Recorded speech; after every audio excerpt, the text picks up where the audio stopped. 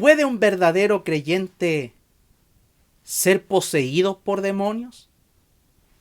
¿Pueden los demonios entrar en un verdadero creyente? Bueno, veámoslo a la luz de las Escrituras. Veamos el pasaje que muchas veces se utiliza para afirmar aquello. Mateo capítulo 12, verso 43 al 45, dice de la siguiente manera: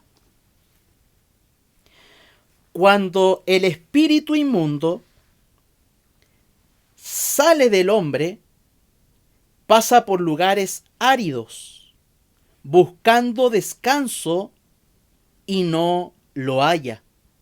Entonces dice: volveré a mi casa de donde salí. Y cuando llega, la encuentra desocupada, barrida y arreglada. Entonces va y toma consigo otros 7 espíritus más depravados que él, y entrando, obviamente, en esa persona, moran allí.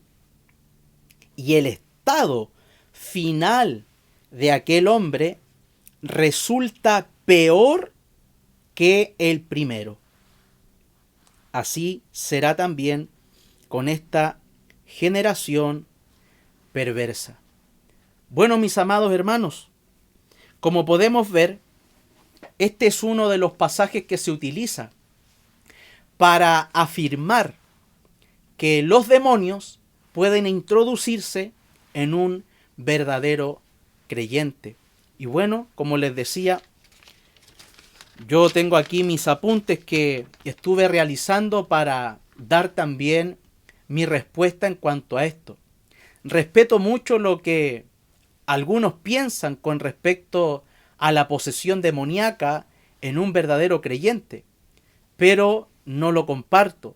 Yo creo personalmente que un verdadero creyente es imposible que pueda endemoniarse o los demonios puedan introducirse a su vida. ¿Por qué? Bueno, en primer lugar, porque yo creo que no hay ni siquiera un ejemplo en todas las Escrituras de creyentes verdaderos que estén poseídos por demonios. En segundo lugar, porque según la enseñanza paulina, es que el creyente individual es templo del Espíritu Santo. Y aquí quisiera detenerme e ir a 1 Corintios, capítulo 6, versículo 19 y 20. Dice de la siguiente manera: ¿O no saben, dice Pablo preguntando, que su cuerpo es templo del Espíritu Santo que está en ustedes, el cual tienen de Dios, y que ustedes no se pertenecen a sí mismos? Porque han sido comprados por un precio. Por tanto, glorifiquen a Dios en su cuerpo y en su espíritu, los cuales son de Dios. Por lo tanto, amados hermanos, según la enseñanza paulina, nuestros cuerpos ni siquiera ahora nos pertenecen a nosotros, sino que le pertenecen a Dios. Él es el dueño de nuestras vidas. Cuando vamos a la primera carta del apóstol Pedro, al primer capítulo, en los primeros versículos, habla ahí que nuestro Dios, por su gracia, le plació hacernos nacer de nuevo. Entonces, yo creo que cuando nosotros estamos muertos en nuestros delitos y pecados, obviamente los demonios pueden hacer y deshacer en ese estado de una persona que es inconversa y que está muerta en sus delitos, en sus pecados, esclavos a ellos. Pero cuando Dios hace nacer o regenera a una persona en esa condición, esa persona no queda reparada. Su estado antiguo no es reparado, no es reformado, no es rehabilitado, sino que nace de nuevo. Es como que fuera una persona totalmente nueva. Obviamente no lo vemos porque nuestros cuerpos no cambian, pero sí, amados hermanos, nuestro corazón es transformado, es cambiado el corazón de piedra por un corazón de carne. Hay una operación que hace nuestro Dios interiormente. Entonces, cuando estamos en esa condición, Él nos regenera, Él nos hace nacer de nuevo. Por lo tanto, ahora, ¿qué es lo que viene? Nuestro cuerpo, cuando nace de nuevo, cuando es regenerado, entra, ¿cierto? Está el Espíritu Santo y ahora nuestras vidas pasan a ser moradas, templo del Espíritu Santo de Dios. Son propiedad de Dios. Y no tan solo con eso, sino que también somos sellados por el Espíritu Santo.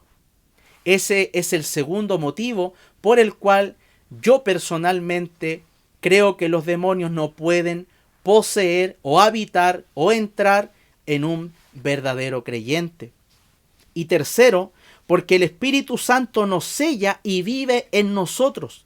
Por lo tanto, lo que debemos saber que nosotros, amados hermanos, porque debemos tener claro lo siguiente: nosotros hoy estamos viviendo bajo el nuevo pacto, no bajo el antiguo pacto, donde anteriormente el Espíritu Santo, si usted lee en el antiguo pacto, amado hermano, en el Antiguo Testamento, usted se va a dar cuenta que el Espíritu Santo bajaba sobre ciertos hombres, entraba en ellos, les daba poder para que cumplieran un propósito, pero luego cuando estos pecaban el Espíritu se iba, o cuando Dios le placía hacerlo así. Entonces, en esa dispensación, en ese periodo, en el antiguo pacto, el Espíritu Santo entraba en los hombres, luego salía. Pero en el nuevo pacto es algo totalmente diferente. Ahora en el nuevo pacto, desde Hechos 2 en adelante, amados hermanos, el Espíritu Santo no solo regenera, sino que ahora Él habita continuamente y sella al ser humano, al que ha nacido de nuevo. Entonces habita dentro de él, permanece en él, y como dice Juan en su primera carta, ahora el que está en nosotros es mayor que el que está en el mundo. Entonces, amados hermanos, yo creo personalmente que es imposible que dentro de nosotros habiten al mismo tiempo esté el Espíritu Santo de Dios habitando continuamente y también se le dé lugar a los demonios. Por lo tanto, cuando vamos a Mateo capítulo 12, verso 43 y 45, mire lo que encontramos. Mateo capítulo 12, verso 43 al 45, dice 43, cuando el espíritu inmundo sale del hombre. Aquí no está hablando en ninguna parte de un verdadero creyente. Y además este texto no se encuentra desde el nuevo pacto en adelante, desde Hechos 12 en adelante, donde el Espíritu ya sella. Entonces, hay que tener eso en nuestra mente. Entonces, sale del hombre, aquí no habla de un verdadero creyente, pasa por lugares áridos buscando descanso y no lo halla. Entonces dice, volveré a mi casa de donde salí. Y cuando llega ese espíritu inmundo, la encuentra desocupada, barrida y arreglada. Y yo pregunto ahora, amados hermanos, cuando Dios nos hace nacer de nuevo, la casa, nuestra casa nunca queda deshabitada porque ahora mora el Espíritu Santo. Por lo tanto, si este fuera el caso de un verdadero creyente, sería imposible que ese espíritu inmundo tenga más poder que el Espíritu Santo y lo saque de aquella casa, o este espíritu inmundo, amado hermano, la encuentre desocupada, porque en un verdadero creyente nunca queda vacío, siempre habitará el Espíritu Santo de Dios. Por lo tanto, nuestra casa, nuestra vida, que es templo de Dios, nunca, desde que somos regenerados y hemos nacido de nuevo y hemos sido sellados, nunca queda vacía. Por lo tanto, amados hermanos, el Espíritu Santo que está en nosotros es más poderoso que el que está en el mundo o el espíritu del anticristo o cualquier espíritu inmundo. Y cuarto, yo he puesto, es ilógico usar este ejemplo de Mateo para hablar de un creyente, porque cuando un pecador se arrepiente y nace de nuevo, la casa ya no queda desocupada, como les decía, y vacía. Ahora mora el Espíritu Santo. ¿Por qué? Porque lo ha sellado. Romanos 5:5. Entonces, ahora nosotros somos tierra santa, propiedad de Dios. Por lo tanto, es imposible, amado hermano, que un verdadero creyente pueda endemoniarse o se le puedan meter demonios. Esto no quiere decir, o yo no quiero decir, y tengo que dejar en claro, que Satanás y los demonios, Dios no les permita que influencien en nuestras mentes, que es algo totalmente diferente. Porque en nuestras mentes van a venir ataques, van a venir bombardeos de parte del maligno, de los demonios y de toda su escuadrilla o gobierno que tiene para influenciarnos, para desviarnos, para sacarnos de ciertos propósitos. Nos van a tratar de desviar, pero nunca van a poder entrar.